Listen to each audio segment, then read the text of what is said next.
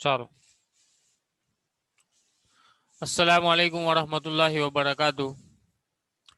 ધોરણ 11ના વિદ્યાર્થી મિત્રો, આપણે ચેપ્ટર નંબર 7 ગઈકાલે પૂર્ણ કર્યું, જેની અંદર બાકી રહેલા તમામ જે દાખલાઓ હતા એને આપણે વિડીયો લેક્ચરમાં લાસ્ટ ટાઈમ જે ગઈકાલે અપલોડ કરેલા એમાં પૂરા કરેલા.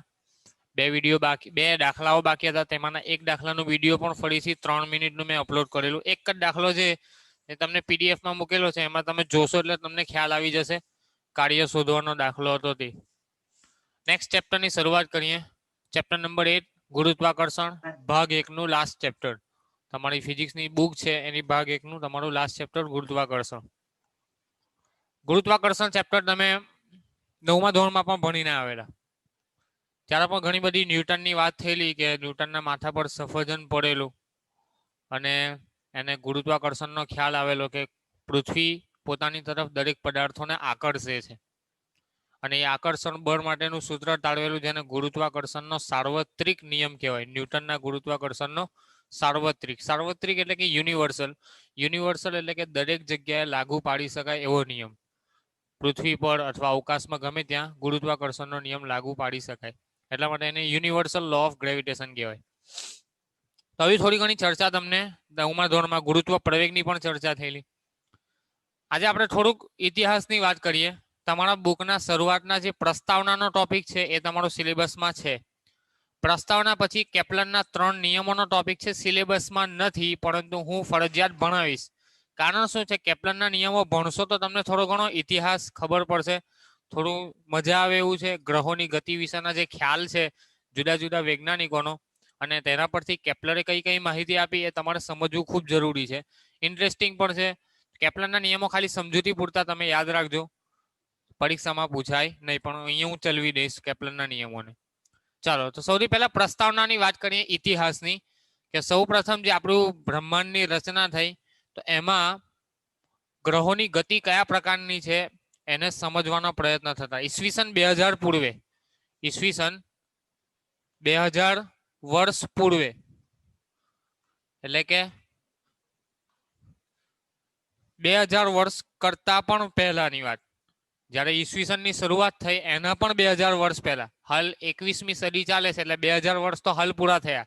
ઈસવીસનના 2000 વર્ષ પૂરા થયા અને એના પણ 2000 વર્ષ એટલે કે ટોટલ 4000 વર્ષ પહેલા, આજથી લઈને 4000 વર્ષ પહેલા ટોલેમી નામનો વૈજ્ઞાનિક, બરાબર છે, જે ગ્રીસનો રહેવાસી છે. ક્યાંનો રહેવાસી છે? ગ્રીસ. ગ્રીસના લોકો આખી દુનિયામાં ફરતા, મતલબ આખી દુનિયાનું અવલોકન કરતા હતા. પોતાના વર્લ્ડ જે છે, આસપાસનું જે વર્લ્ડ છે એનું અવલોકન કરતા હતા. તો ગ્રીસના વૈજ્ઞાનિક ટોલેમી નામના વૈજ્ઞાનિકે એક મોડેલ રજૂ કરેલું, જે મોડેલને પૃથ્વી કેન્દ્રીયવાદ કહેવાય. પૃથ્વી કેન્દ્રીયવાદ અથવા જીઓસેન્ટ્રિક મોડેલ. જીઓસેન્ટ્રિક મોડેલ. એને ગ્રહોની ગતિનો અભ્યાસ કરેલો, મતલબ આસપાસ જે આકાશ છે એની ગતિનો અભ્યાસ કરીને એને એવું કીધેલું ટોલેમી નામના વૈજ્ઞાનિકે. એને શું અવલોકન કરેલું કે જ્યાં ઊભો છે ત્યાંથી એને સૂર્ય ફરતો દેખાય છે, કે ભાઈ સૂર્ય આ દિશામાં ઉગે છે, આ દિશામાં આઠમે છે, ચંદ્ર આ દિશામાં ઉગે છે, આ દિશામાં આઠમે છે, તારાઓ ઉગે છે, આઠમે છે. એનો મતલબ કે પૃથ્વી સેન્ટરમાં છે. પૃથ્વી શું છે? સેન્ટરમાં છે, અને એની આસપાસ જુદા જુદા ગ્રહો ગતિ કરે છે. તો પૃથ્વીને એને સેન્ટરમાં, કેન્દ્રમાં ધારી અને એની આસપાસ જેટલા પણ ગ્રહો છે એને ગતિમાં ધરાવ્યા. તો એ જે અવલોકન કર્યું એને જે મોડેલનું નામ આપ્યું એનું નામ કહેવાય પૃથ્વી કેન્દ્રીયવાદ અથવા જીઓસેન્ટ્રિક, કે જેમાં એને પૃથ્વીને સેન્ટરમાં ધારી અને ગ્રહોને એની આસપાસ વર્તુળાકાર કક્ષાઓમાં ફરતા અનુભવ્યા, એટલે કે અવલોકન કર્યું ટોલેમીએ. આનો જે પૃથ્વી કેન્દ્રીયવાદ હતો એ થોડા વર્ષો પછી, ઈસવીસન 2000 વર્ષ પૂર્વેના થોડા વર્ષો પછી ભારતીય વૈજ્ઞાનિક આર્યભટ્ટ, જે ઋષિ પણ હતા, ભારતના રહેવાસી, બરાબર છે, આર્યભટ્ટ, તેમણે એવું કીધું કે ના, પૃથ્વી કેન્દ્રમાં નથી, સૂર્ય કેન્દ્રમાં છે. એટલે કે એને સૂર્ય કેન્દ્રીયવાદ આપ્યો. કયો કેન્દ્રીયવાદ આપ્યો? સૂર્ય કેન્દ્રીયવાદ. એને હિલિયોસેન્ટ્રિક મોડેલ પણ કહેવાય. હિલિયોસેન્ટ્રિક મોડેલ, બરાબર છે. તો એને હિલિયોસેન્ટ્રિક મોડેલ આપ્યું કે જેમાં સૂર્યને કેન્દ્રમાં એને ધ્યાનમાં લીધો અને એની આસપાસ તમામ જે ગ્રહો છે, પૃથ્વીથી લઈને મંગળ, બુધ, શુક્ર, શનિ, યુરેનસ, પ્લુટો, નેપચ્યુન, એ તમામ જેટલા પણ ગ્રહો છે, જેટલા પણ તારાઓ છે એની આસપાસ વર્તુળાકાર કક્ષામાં ભમે છે, વર્તુળાકાર કક્ષામાં ફરે છે, એવો એને વાદ આપ્યો આર્યભટ્ટે. એટલે કે જે ટોલેમીનું અવલોકન હતું એના ઘણા વર્ષો પછી આર્યભટ્ટે એવું કીધું કે ના, આ જે અવલોકન છે એ ખોટું છે. પૃથ્વી કેન્દ્રીયવાદ ખરેખર સૂર્ય કેન્દ્રમાં છે અને સૂર્યની આસપાસ વર્તુળાકાર કક્ષામાં જુદા જુદા ગ્રહો ફરે છે. એની તમારે સાલ યાદ રાખવી હોય તો એ કયા સાલમાં? આર્યભટ્ટે આશરે 5મી સદીની અંદર. કઈ સદીમાં? આશરે 5મી સદી. 5મી સદીની વાત કરીએ તો ઈસવીસન 2000 વર્ષ પૂરે. 2000 અને બીજા કેટલા? 5મી સદી એટલે બીજા 500 વર્ષ, એટલે કે 2500 વર્ષ પહેલા, 2000 વર્ષ પહેલા, ઈસવીસનના 2000 વર્ષ પહેલા ટોલેમીએ અવલોકન કરેલું. ત્યારબાદ બીજા 500 વર્ષ, એટલે કે 5મી સદીમાં આર્યભટ્ટે અવલોકન કર્યું કે સૂર્ય કેન્દ્રીયવાદ છે, એટલે કે સૂર્ય સેન્ટરમાં છે ને એની આસપાસ ગ્રહો અવલોકન કરે છે. બરાબર છે. ત્યારબાદ આજે સૂર્ય કેન્દ્રીયવાદ આપેલો એને અનુલક્ષીને, એ માહિતીને અનુલક્ષીને પોલેન્ડનો વૈજ્ઞાનિક, કયા દેશનો? પોલેન્ડ દેશનો વૈજ્ઞાનિક નિકોલસ કોપરનિક્સ. શું નામ છે? Nicholas Copernicus. એને સૂર્ય કેન્દ્રીયવાદને દર્શાવતું સચોટ મોડેલ આપ્યું. સૂર્ય કેન્દ્રીયવાદને દર્શાવતું સચોટ મોડેલ આપ્યું. સચોટ મોડેલનું શું મતલબ? કે એને એક પ્રોટોટાઇપ બનાવ્યું, એક મોડેલ બનાવ્યું કે જેની અંદર સૂર્યમાં ગોળા સ્વરૂપે સૂર્યના ગોળાને સેન્ટરમાં રાખ્યો અને આસપાસ વર્તુળાકાર કક્ષાઓમાં ગ્રહોને ગોઠવ્યા. એટલે કે એક મોડેલ બનાવ્યું, રચના કરી કે ભાઈ આ તમારો સૂર્ય છે, બરાબર છે, અને એની આસપાસની કક્ષાઓમાં, વર્તુળાકાર કક્ષાઓમાં, બરાબર છે, એને જુદા જુદા ગ્રહોને ગોઠવ્યા કે સૌથી આગળ આ ગ્રહ છે, એની પછી આ ગ્રહ છે, એની પછી આ ગ્રહ છે. એ રીતે એને મોડેલની રચના કરી અને એ મોડેલ દ્વારા એને બ્રહ્માંડની સમજૂતી આપી. બરાબર છે. અને આ તમામ ગ્રહો સૂર્યના આકર્ષણ વડે પોતાની વર્તુળાકાર કક્ષાઓમાં જળવાયેલા છે એવું નિકોલસ કોપરનિક્સે કીધું. અને આ નિકોલસ કોપરનિક્સની જે વાત હતી એને લોકોમાં ફેલાવવા માટે નિકોલસ કોપરનિક્સે જ્યારે આ વાત કીધી કે સૂર્ય કેન્દ્રીયવાદ દર્શાવતું જેને મોડેલ બનાવ્યું, તો ચર્ચના જે લોકો હતા, ક્રિશ્ચન લોકો, ખ્રિસ્તીઓ, બરાબર છે, જે ચર્ચને માનતા હતા, ધર્મને માનતા હતા, એ લોકોએ એના આ સૂર્ય કેન્દ્રીયવાદને અસ્વીકાર કર્યો કે ના, સૂર્ય કેન્દ્રમાં નથી, કેન્દ્રમાં તો પૃથ્વી જ છે. બરાબર છે. આર્યભટ્ટે તો ખાલી વિચાર આપેલો, સૂર્ય કેન્દ્રીયવાદનો વિચાર આપેલો, એની જે ઉપરની પૃથ્વી કેન્દ્રીયવાદની માહિતી હતી એને ખોટી આપેલી, એની બહુ ચર્ચા નથી થઈ. એનું ખાલી ગ્રંથોમાં ઉલ્લેખ છે. આર્યભટ્ટનું જે અવલોકન છે સૂર્ય કેન્દ્રીયવાદનું, એનું સામા ઉલ્લેખ છે ગ્રંથોમાં, એને બહુ દુનિયામાં ફેલાયું નહીં. ત્યારબાદ નિકોલસ કોપરનિક્સે આર્યભટ્ટની જે લખેલી વાતો હતી એના પર અવલોકન કરીને સૂર્ય કેન્દ્રીયવાદનું દર્શાવતું સચોટ મોડેલ આપ્યું. અને એ મોડેલ ફેમસ કરવા માટે ગેલિલિયોએ કામ કરેલું. ગેલિલિયો શું કરેલું? લોકોને એના માટે અવેર કરેલા, લોકોને જાગૃત કરેલા કે ના, અત્યાર સુધી આપણે જે ચાલતું આવે છે કે પૃથ્વીને સેન્ટરમાં માનો છો, ચર્ચના લોકો અને ખ્રિસ્તી લોકો અને ધર્મને માનતા લોકો એવું માનતા હતા કે જે પૃથ્વી કેન્દ્રમાં છે એ ખોટી વસ્તુ છે. ગેલિલિયો એનો પ્રચાર કરેલો, લોકો સુધી એ માહિતીને પહોંચાડેલી. હવે જ્યારે ગેલિલિયો પ્રચાર કર્યો તો ગેલિલિયોને ચર્ચના જે મોટા પાદરીઓ હોય એમણે એને, અથવા જે રાજાઓ હોય એને રોકવાનો પ્રયત્ન કર્યો કે ગેલિલિયો જે કહે છે એ વાત ખોટી છે, એની વાતને રોકવામાં આવે. તો ગેલિલિયો નિકોલસ કોપરનિક્સના કામને આગળ વધારવાનો પ્રયત્ન તો કરવા માંગતા હતા, પણ ચર્ચના લોકોએ અને ખ્રિસ્તીઓએ એમને પ્રયત્ન ન કરવા દીધો. એમને ધમકીઓ આપી કે ભાઈ તમે નોકરીમાંથી છૂટા કરી દેવામાં આવશે, તમને મતલબ દેશની બહાર કરી દેવામાં આવશે, એવી બધી ધમકીઓ મળી. એટલે ગેલિલિયોએ જે કામ અધૂરું રાખેલું એ પૂરું ના કરી શક્યા. ત્યારબાદ આગળની સદીની અંદર, સદીની વાત કરીએ તો ગેલિલિયો તમારો ડચ વૈજ્ઞાનિક હતો. ગેલિલિયો તમારો ડચ વૈજ્ઞાનિક હતો. ત્યારબાદ 1546 થી 1601 દરમિયાન, બરાબર છે, 1546માં એનો જન્મ થયેલો ટાઇકો બ્રાહે નામના વૈજ્ઞાનિકનો, અને 1601માં એનું મૃત્યુ. લગભગ 53 વર્ષની ઉંમરની અંદર ટાઇકો બ્રાહ નામના વૈજ્ઞાનિકે ઘણા બધા અવલોકન કર્યા. જે ગેલિલિયોની વાતો હતી, ગેલિલિયોએ જે બધું કીધેલું સૂર્ય કેન્દ્રીયવાદનું, એની વાતોનું અવલોકન કોણે કરેલું? 1546માં ટાઇકો બ્રાહે નામના વૈજ્ઞાનિક. અને ટાઇકો બ્રાહે ખૂબ સરસ કામ કર્યું. એને અવલોકનો કરી, જુદા જુદા ગ્રહોની ગતિનો અભ્યાસ કર્યો, અને એ અભ્યાસ કરીને ઘણી બધું મટીરિયલ તૈયાર કર્યું. એને ઘણા બધા પુસ્તકો તૈયાર કર્યા, બરાબર છે. ખજાનો એની પાસે ઘણો બધો તૈયાર થયો અવલોકનો પરથી. શાના પરથી? રીડિંગ, ઓબ્ઝર્વેશન, અવલોકનો કરીને. એ શોખીન માણસ હતો. ટાઇકો બ્રાહે એ આકાશ નિદર્શનનો શોખીન માણસ હતો. ગ્રહોની ગતિના અભ્યાસનો શોખીન માણસ હતો. એટલા માટે ટાઇકો બ્રાહે ગેલિલિયોમાંથી પ્રેરણા લઈને 1546 થી 1601 દરમિયાન પુસ્તકો લખ્યા, અવલોકનો નોંધ્યા, કેટલાક પરિણામો મેળવ્યા, કેટલીક કક્ષાઓ દર્શાવી. આ સચોટ જે મોડલ આપેલું એને મોડલને એને સ્વીકાર્યું અને ઘણી બધી મતલબ ભંડોળ તૈયાર કર્યો. અને આ ભંડોળની ઉપયોગ કરીને જ્હોન કેપ્લર નામના વૈજ્ઞાનિકે કે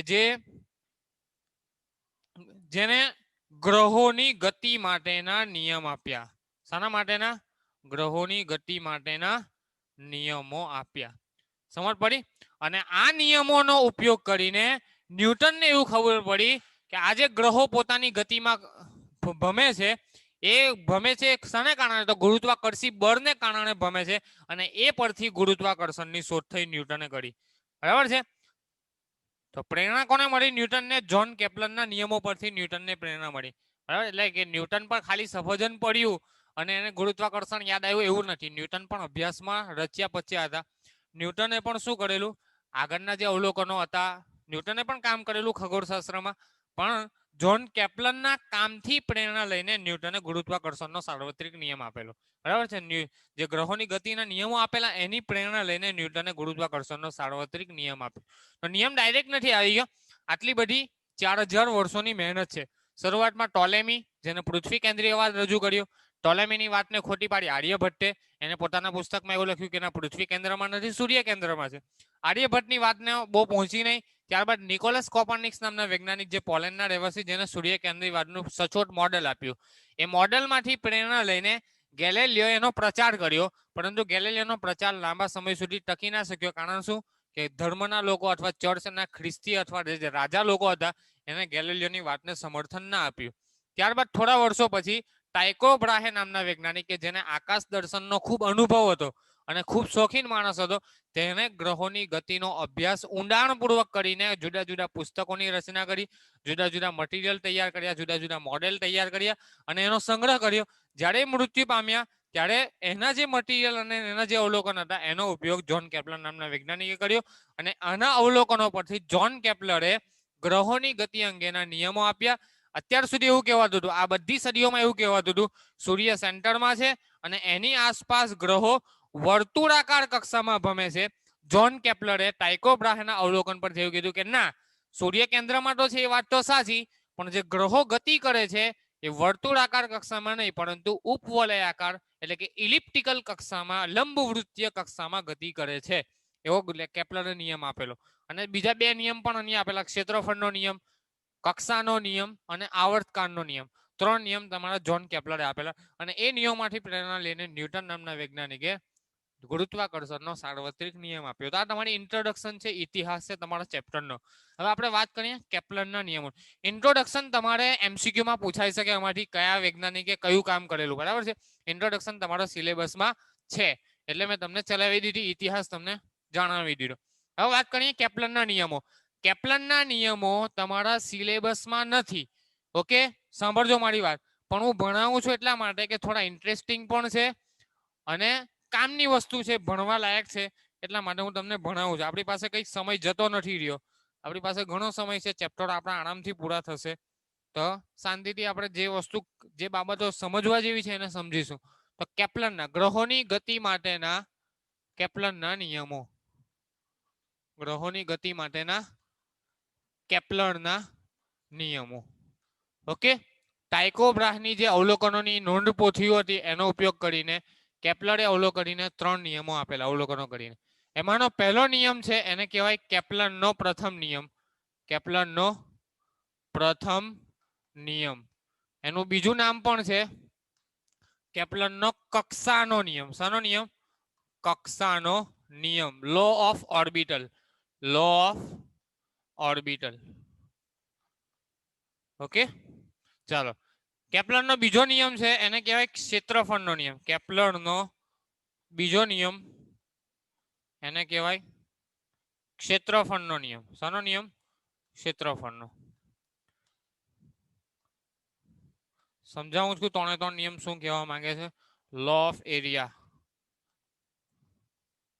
અને કેપ્લરનો જે ત્રીજો નિયમ છે એ તમારો આવર્તકાળનો નિયમ.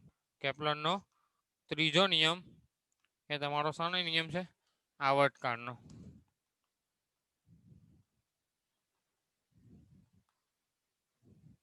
Law of time period.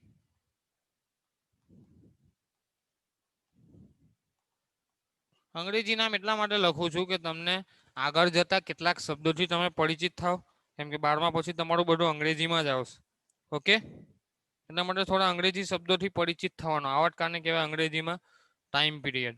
Okay, ક્ષેત્રફળને કહેવાય એરિયા, કક્ષાને કહેવાય ઓર્બિટલ. ચાલો, તો પહેલી વાત કરીએ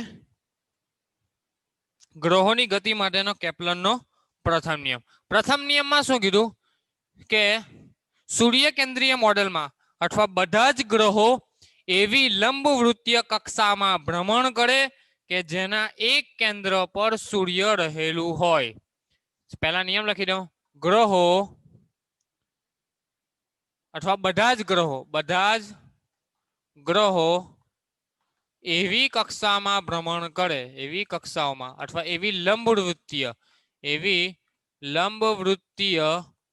કક્ષાઓમાં ભ્રમણ કરે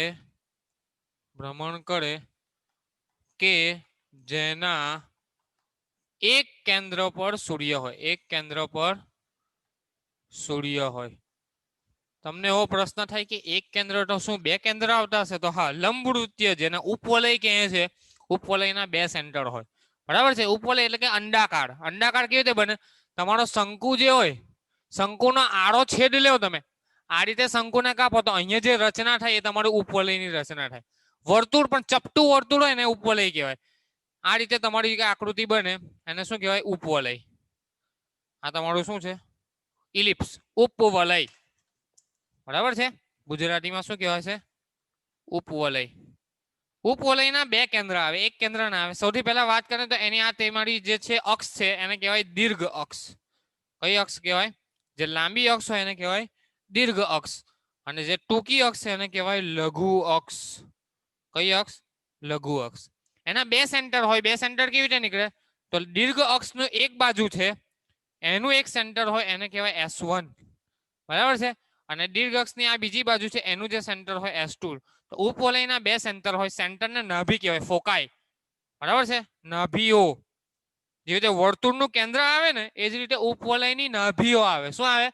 નાભીઓ. તો બે નાભીઓ હોય, બે કેન્દ્રો હોય અથવા બે કેન્દ્રોને નાભીઓ. મેથેમેટિક્સની ભાષામાં એને નાભી કહેવાય. ઓકે, મેથ્સ વાળા સ્ટુડન્ટ સાંકળો ચેપ્ટર ભણશો, પરવલય, ઉપવલય અને અતિવલય અને લંબાતી વલય, ત્યારે તમને ડિટેલમાં ઉપવલયનો ખ્યાલ આપીશ. બરાબર છે. ઉત્કેન્દ્રતા કોને કહેવાય? એસેન્ટ્રિસિટી. મુખ્ય અક્ષ કોને કહેવાય? અનુબદ્ધ અક્ષ કોને કહેવાય? આપણે અહીંયા મુખ્ય અક્ષની જગ્યાએ દીર્ઘ અક્ષ શબ્દ વાપરવાનો તમારી ફિઝિક્સની બુક પ્રમાણે, અને જે અનુબદ્ધ અક્ષ છે એની માટે તમારે લઘુ અક્ષ શબ્દ સાંભળવાનો. તો આ ઉપવલયના બે કેન્દ્રો હોય. ઉપવલય દોરાય કેવી રીતે? તમને એવું થાય કે સાહેબ આ મારે ઉપવલયને દોરવો છે, એની રચના કરવી છે, તો ઉપવલય દોરાય કેવી રીતે? તમારો કાર્ડબોર્ડ જે હોય, આ રીતે તમારું કાર્ડબોર્ડ હોય, ટેબલ, એની ઉપર તમે બે પિન ગોઠવી દો. શું ગોઠવી દો? બે પિન. અને કોઈક અનિયમિત આકારની દોરી વડે બે પિનને જોડી દો. બરાબર છે. દોરીનો એક છેડો એક પિન સાથે, બીજો છેડો બીજી પિન સાથે. પછી દોરીને ખેંચીને કોઈક પેન્સિલ સાથે તમે જોડો તો આ રીતની કંઈક રચના થાય. માની લો કે આ તમારી પેન્સિલ છે અને દોરીના એક છેડાને આ રીતે અને એક છેડા આ રીતે તમે ખેંચીને પેન્સિલ સાથે જોડી શકો, અને પછી એ પેન્સિલને તમે આ રીતે ફેરવો. બરાબર છે. તો આ રીતે તમે ફેરવશો ને તો તમારી રચના જે થશે એ તમારી ઉપવલયની રચના થશે. શાની રચના થશે? ઘેર ટ્રાય કરી તો કરવાની. બે પિન ફિક્સ કરી દેવાની, બંને પિન સાથે દોરીને બાંધવાની, અને પછી પેન્સિલથી દોરીને ખેંચીને આ રીતે ફેરવો તો તમને શું મળશે? ઉપવલય મળશે. બરાબર છે. આ બે પિન જે છે એ તમારા ઉપવલયના બે કેન્દ્ર છે, બે નાભીઓ છે. એટલા માટે વર્તુળમાં કેવું હોય? એક તમારું કેન્દ્ર હોય ને એને અનુલક્ષીને તમે ફેરવો એટલે વર્તુળ બને. અહીંયા તમારે બે કેન્દ્રને અનુલક્ષીને ફેરવવું પડે, એટલા માટે એના બે કેન્દ્રો કહેવાય. તો કેપ્લરે પહેલા નિયમમાં શું કીધું કે બધા જ ગ્રહો એવી લંબવૃત્તીય, આ જે ઉપવલય છે ઉપવલયને શું કહેવાય? લંબવૃત્ત પણ કહેવાય. શું કહેવાય? લંબવર્તુળ. બરાબર છે. તો લંબવૃત્તીય કક્ષામાં ભ્રમણ કરે કે જેના એક કેન્દ્ર પર સૂર્ય હોય. માની લો કે આ કેન્દ્ર પર તમારો શું રહેલો છે? સૂર્ય. Okay, S1. ઓકે, અહીંયા માની લો કે તમારો કોઈ ગ્રહ છે, પ્લેનેટ. ગ્રહ માટે પ્લાનેટ શબ્દ વાપરાય તો આ તમારો ગ્રહ. તો બધા જ ગ્રહો એવી લંબવૃત્તીય કક્ષામાં ભ્રમણ કરતા હોય કે જે ગ્રહોની જે ભ્રમણ કક્ષા છે એના એક કેન્દ્ર પર તમારો સૂર્ય રહેલો હોય, એવો એને કેપ્લરે પહેલો નિયમ આપેલો. ઓકે, સિમ્પલ નિયમ છે, કોઈ આમાં વધારે ઉલ્લેખ કરવાની જરૂર નથી. ચાલો વાત કરીએ. ગ્રહ વડે સૂર્યની આસપાસ રચાયેલું દીર્ઘવૃત્ત તમારી આકૃતિમાં છે. સૂર્યની સૌથી નજીકનું બિંદુ P છે, સૌથી દૂરનું બિંદુ A છે. આ સૂર્ય છે એની સૌથી નજીકનું બિંદુ તમારું કોઈ P અહીંયા છે, P લઈ લો અથવા A લઈ લો, અને અહીંયા તમારું દૂરનું બિંદુ, સૂર્યની સૌથી દૂરનું બિંદુ. ઓકે, હવે કયા બિંદુને કયું બિંદુ કહેવાય? તો P બિંદુ છે અથવા A બિંદુ જે છે સૂર્યની નજીક આવેલું બિંદુ એને સૂર્ય નીચ બિંદુ કહેવાય. આવા શબ્દો થોડાક યાદ રાખજો, તમારા એમ તો સિલેબસમાં નથી જ, કેપ્લરના નિયમો પણ યાદ રાખવાનું કે સૂર્યની નજીકનું બિંદુ, ગ્રહોની ગતિ દરમિયાન લંબવૃત્તમાં આવેલું સૂર્યની નજીકનું બિંદુ એને કહેવાય સૂર્ય નીચ બિંદુ, અને સૂર્યથી દૂર આવેલું બિંદુ છે એને કહેવાય સૂર્યોચ્ચ બિંદુ. કયું? સૂર્યોચ્ચ બિંદુ. ઓકે, અંગ્રેજીમાં કહેવાય એને ઓર હેલન અને એપ હેલન, આને કહેવાય એપહિલિયન, એપહિલિયન પોઈન્ટ, બરાબર છે. અને આને કહેવાશે પેરીહિલિયન. બરાબર છે, અંગ્રેજી શબ્દો થોડા અટપટા લાગશે, બરાબર. સૂર્યની નજીક, હિલિયન એટલે કે સૂર્યમાં હિલિયમ વાયુ વધારે રહેલો છે એટલા માટે હિલિયન કહેવામાં આવે સૂર્યને. તો પેરીહિલિયન સૂર્યની નજીકનું, સૂર્ય નીચ બિંદુ, અને એપહિલિયન એટલે કે સૂર્યથી દૂરનું બિંદુ, સૂર્યોચ્ચ બિંદુ. ઓકે, હવે લંબવૃત્ત છે એ તમારા વર્તુળનો એક વિશિષ્ટ કિસ્સો કહેવાય. શું કહેવાય? એટલે કે ટાઇકો બ્રાહેના જે અવલોકનો હતા એ ખોટા નહીં હતા. ટાઇકો બ્રાહે શું કીધેલું કે સૂર્ય કેન્દ્રમાં ને એની આસપાસ ગ્રહો વર્તુળાકાર કક્ષામાં, તો એના અવલોકનોને કેપ્લરે ખોટા નથી પાડ્યા, પણ એના અવલોકનોને એને સુધારો કર્યો અને એવું કીધું કે વર્તુળાકાર કક્ષા એ લંબવૃત્તીય કક્ષાનું એક વિશિષ્ટ ઉદાહરણ છે કે જેની અંદર બંને કેન્દ્રો એકબીજા સાથે ભેગા થઈ જાય તો તમારું વર્તુળ બને. બે કેન્દ્ર એક જ કેન્દ્ર તરીકે વર્તે તો તમારું વર્તુળ બને. તો ટાઇકો બ્રાહેના અવલોકન પ્રમાણે જે મોડેલ હતું સૂર્ય કેન્દ્રવાળનું એ તમારું લંબવૃત્તીય કક્ષાનો એક વિશિષ્ટ ભાગ છે અથવા એક વિશિષ્ટ મોડેલ છે એવું કહી શકાય. ઓકે, ચાલો દોરવાની રીત મેં તમને સમજાવી દી. દીર્ઘવૃત્ત કેવી રીતે દોરાય, બરાબર છે. એક બિંદુને તમારું S1 કહેવાય, બીજું બિંદુ S2, બંનેને શું કહેવાય? ફોકાય અથવા કે નાભીઓ કહેવામાં આવે, બરાબર છે. ચાલો, આટલી જે અડધી અક્ષ છે એને કહેવાય અર્ધ દીર્ઘ અક્ષ. અને શું કહેવાય? અર્ધ દીર્ઘ અક્ષ. આવી નાની નાની ટર્મ છે એને યાદ રાખવાનું. આ તમારું મધ્ય બિંદુ, અર્ધ દીર્ઘ અક્ષનું મધ્ય બિંદુ, અને અર્ધ દીર્ઘ અક્ષને A વડે દર્શાવાય, ને આખું અંતર તમારું થાય 2a જેટલું. લઘુ દીર્ઘ અક્ષ છે એ તમારું 2b જેટલું અંતર હોય. અર્ધ લઘુ અક્ષને તમારું B વડે દર્શાવાય, બરાબર છે. આટલી માહિતી તમારે યાદ રાખવાની. ચાલો કેપ્લરના બીજા નિયમની વાત કરીએ. ખ્યાલ આવે છે દરેક જણને? સિમ્પલ નિયમ હતો. કેપ્લરનો પહેલો નિયમ શું હતો? કે બધા જ ગ્રહો એવી લંબવૃત્તીય કક્ષામાં ભ્રમણ કરે કે જેના એક સેન્ટર પર તમારો સૂર્ય હોય, બરાબર છે, સિમ્પલ. ચાલો બીજા નિયમની ચર્ચા કરીએ. બીજા નિયમમાં એવું કીધેલું કે કોઈ પણ ગ્રહે સમાન સમયમાં કાપેલું અંતર અને એના વડે રચાતું જે ક્ષેત્રફળ હોય એ તમારું સમાન હોય. થોડું વાક્ય રચનાને સુધારીને બોલીએ તો સૂર્ય અને ગ્રહને જોડતી રેખાએ, બીજા નિયમની વિધાનની વાત કર્યું તો સૂર્ય અને ગ્રહને જોડતી રેખાએ સમાન સમયમાં આંતરેલું ક્ષેત્રફળ સમાન હોય. આંતરેલું ક્ષેત્રફળ સમાન હોય. આ વસ્તુ શું કહેવા માંગે સમજૂતી આપણે આકૃતિ પરથી મેળવીએ. માની લો કે આ તમારો ઇલિપ્ટિકલ કક્ષા છે, તમારી લંબવૃત્તીય કક્ષા છે. આ તમારી દીર્ઘ અક્ષ, આ તમારી લઘુ અક્ષ. અહીંયા તમારો સૂર્ય રહેલો છે. આની પાછળનું રીઝન પણ ઇન્ટરેસ્ટિંગ છે કે કેમ આવું થાય. અહીંયા તમારો કોઈ પ્લાનેટ છે, માની લો કે અહીંયા તમારો ગ્રહ છે પ્લાનેટ P. શું છે ગ્રહ તમારો? P. ઓકે, હવે ડેલ્ટા ટી જેટલો સમય લે. માની લો કે P શરૂઆતમાં અહીંયા છે, ત્યારબાદ P અહીંયા પહોંચે છે. ગ્રહ તમારો ગતિ કરીને અહીંયાથી અહીંયા પહોંચે છે. આટલી ગતિ દરમિયાન એને સમય લાગે છે ડેલ્ટા ટી જેટલો. કેટલો સમય લાગે છે? Delta T. તો એને ક્ષેત્રફળ કેટલું આંતર્યું? આ તમારું સૂર્ય અને આ તમારું ક્ષેત્રફળ. તો આટલું ક્ષેત્રફળ એને આંતરું. શું કીધું? સૂર્ય અને ગ્રહને જોડતી રેખાએ ડેલ્ટા ટી જેટલા સમયગાળામાં આંતરેલું ક્ષેત્રફળ સમાન હોય. હવે કંઈક બીજી જગ્યાએ લે, માની લો કે સૂર્ય તમારો પ્લાનેટ ગ્રહ તમારો અહીંયા છે, પછી થોડી વાર પછી અહીંયા પહોંચે છે પી, અહીંયા તમારો સમય છે ડેલ્ટા ટી. ઓકે, તો એને પણ આપણે સૂર્ય સાથે જોડીએ આ રીતે. તો આ ક્ષેત્રફળ અને આ ક્ષેત્રફળ, માની લો કે આ તમારો એરિયા 1 છે, આ તમારો એરિયા 2 છે, તો બંને ક્ષેત્રફળ સમાન હોય. ત્રીજી એક ઇન્ટરેસ્ટિંગ બાબત લે, માની લો કે પ્લાનેટ શરૂઆતમાં અહીંયા છે, પ્લાનેટ ક્યાં છે? શરૂઆતમાં અહીંયા છે, અને અંતિમ બિંદુ અહીંયા છે, અને અહીંયા પણ તમારો સમય છે ડેલ્ટા ટી. કેટલો સમય છે? Delta T. ચાલો આ બંનેને જોડો, ક્ષેત્રફળ કેટલું આવ્યું? આટલું આવ્યું ક્ષેત્રફળ. તો આ ક્ષેત્રફળ પણ આના જેટલું જ હોય, A3. આવું કેમ થાય? તમને પ્રશ્ન થાય કે સાહેબ આ ક્ષેત્રફળ થોડું વધારે લાગે છે, તો ના, વધારે નથી, આટલું જ હોય એવું અવલોકન કેપ્લરે કીધેલું. કારણ શું એની પાછળનું? તો ગ્રહો ગતિ કેવી રીતે કરે ખબર છે? સૂર્યની નજીક પહોંચે ત્યારે એની સ્પીડ વધી જાય. ગ્રહો શું કરે? સૂર્યની નજીક હોય ત્યારે સ્પીડમાં ગતિ કરે, અને સૂર્યથી દૂર જાય તેમ ધીમી ગતિ. હવે તમને સમજાવું ગતિ. આ તમારો ગ્રહ આવી રહ્યો છે, આ રીતે આવ્યો, આ રીતે આવ્યો, પાછો અહીંયા ઝડપી, અહીંયા ધીમો, અહીંયા ઝડપી, અહીંયા ધીમો, પાછો ઝડપી, ધીમો, ઝડપી. એટલે આ રીતે ગ્રહો ગતિ કરતા હોય. એટલે સૂર્યની નજીક હોય તો તમારો ગ્રહ ફાસ્ટ ચાલે, સૂર્યથી દૂર હોય તો તમારો ગ્રહ ધીમો ચાલે. ફાસ્ટ ચાલે તો ઓછા સમયમાં વધારે અંતર કાપી નાખે. સમય તમારો ડેલ્ટા ટી જ છે, અહીંયા પણ ડેલ્ટા ટી જ છે, સમય તો સરખો જ છે, પણ અંતર વધારે કાપી લે, એટલે સન ડેને અહીંયાથી અહીંયા સુધી આવી જાય. બરાબર છે? ઝડપથી ગતિ કરતા હોય. સૂર્યની નજીક રહેલા બિંદુએ તમારો ગ્રહ ફાસ્ટ ઝડપથી ગતિ કરે, અને સૂર્યથી દૂરના બિંદુએ લંબવૃત્તમાં તમારો ગ્રહ ધીમી ગતિ કરે. એને કારણે ઓછા સમયમાં ક્ષેત્રફળ ઓછું આંતરે.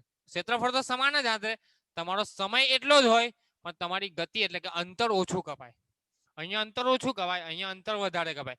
અંતર વધારે કપાય છે, ક્ષેત્રફળ તો એટલું જ રહેશે. બરાબર છે? એટલે કે ક્ષેત્રીય વેગ તમારો સમાન રહે. શું સમાન રહે? ગ્રહોનો ક્ષેત્રીય વેગ સમાન રહે. તો આ એને બીજો નિયમ આપેલો કે સૂર્ય અને ગ્રહને જોડતી જે રેખા હોય, સૂર્ય અને ગ્રહને જોડતી રેખાએ સમાન સમયગાળામાં કાપેલું અંતર કેવું હોય? તમારું સમાન હોય. કાપેલું ક્ષેત્રફળ કેવું હોય? તમારું સમાન હોય. હવે એની થોડીક સાબિતીની ચર્ચા કરીએ. આ જે માહિતી આપેલી છે એને આપણે પ્રૂવ કરવાનો પ્રયત્ન કરીએ, થોડું મેથેમેટિકલી જવાનો પ્રયત્ન કરીએ. તો શું કહેવા માંગે છે આ વસ્તુ? બીજી એક વસ્તુ, સૂર્ય એનો સ્થાન સદિશ આર તમારો બહારની તરફ, બરાબર છે, અથવા પ્લાનેટનો ગ્રહનો સ્થાન સદિશ કયો? આર, એ તમારો બહારની તરફ, અને ગુરુત્વાકર્ષી બળ તમારું સેન્ટ્રીપિટલ, કેન્દ્રગામી. બરાબર છે? આ તમારી કક્ષીય રચનાની વાત કરીએ, આ તમારો ઉપવલય આકાર છે. ઓકે, અહીંયા તમારો કોઈ ગ્રહ રહેલો છે પી, અહીંયા તમારો સૂર્ય છે, મુખ્ય અક્ષ, કેન્દ્રમાં સૂર્ય છે. તો આના પરથી અહીંયા જે બળ લાગે એ આ તરફ હોય. આ ગ્રહથી સૂર્ય તરફ જે બળ લાગે આકર્ષી પ્રકારનું, ગુરુત્વાકર્ષી પ્રકારનું, એ આ દિશામાં હોય. એટલે બળ તમારું ગુરુત્વાકર્ષી આ દિશામાં, અને પ્લેનેટનો સૂર્યની સાપેક્ષે, કેન્દ્રની સાપેક્ષે સ્થાન સદિશ તમારો આ દિશામાં. બરાબર છે? એટલે બંને વચ્ચેનો ખૂણો, આર તમારો આ દિશામાં, બળ આ દિશામાં, બંને વચ્ચેનો ખૂણો થાય તમારો 180 ડિગ્રી. કેટલો ખૂણો થાય? 180 ડિગ્રી. તો ટોર્કની વાત કરીએ આપણે. શાની? ટોર્ક. તો ટોર્ક બરાબર શું થાય? Torque tau is equal to R cross F. આવું આપણે ભણીને આવ્યા. Torque tau is equal to R cross F. સદિશ સ્વરૂપમાંથી અદિશ સ્વરૂપમાં લખીએ તો tau is equal to R F sine theta. R અને એફ વચ્ચેનો ખૂણો કેટલો તમારો? પાઈ, 180. બરાબર? સાઇન પાઈની કિંમત તમારી 0, તો ટોર્ક ઇઝ ઇક્વલ ટુ 0 આવી ગયા. એટલે કે કોઈ પણ પ્રકારનું અહીંયા ટોર્ક લાગતું નથી. ચાલો, ટોર્ક 0 આવ્યા. આગળના ચેપ્ટરમાં ભણીને આવ્યા dl by dt is equal to tau, ન્યૂટનની ગતિનો બીજો નિયમ ચાક ગતિ માટેનો. કોણીય વેગમાનનું સમયની સાપેક્ષે વિકલન તમને ટોર્ક આપે. બરાબર છે?